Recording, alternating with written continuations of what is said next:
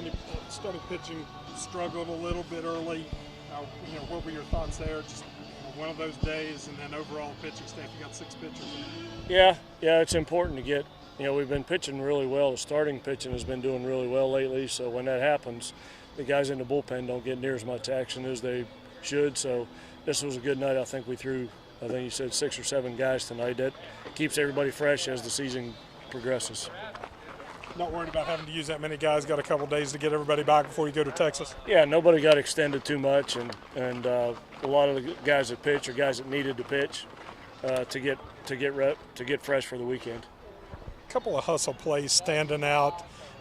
Guys scoring from second base with 2 outs on a ground out that turns into an error, and then you score 2, on a safety, looks like a squeeze bunt. Does that define what you're trying to teach, those kind of plays? Yeah, when a few years back when they scaled the bats back and there wasn't as much juice in the bats, some people adapted to it, some people didn't. I like to think we have, and some big innings we've had this year have been because of the bunt, the hit and run, and moving runners and doing stuff like that. So these days it's hard to hit balls over the fence, so you do what you can do to score runs. And fortunately, I think we scored 3 times from second base tonight on balls that never left the infield. So that's a sign that our offense is clicking pretty good right now.